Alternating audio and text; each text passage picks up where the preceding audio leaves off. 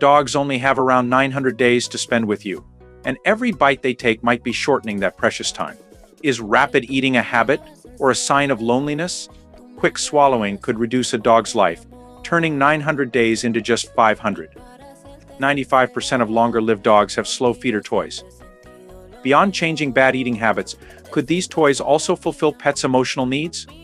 Protect every meal for your beloved pet. Each bite could extend the time you spend together. What does pets' happiness mean in your view? Food, companionship, or understanding?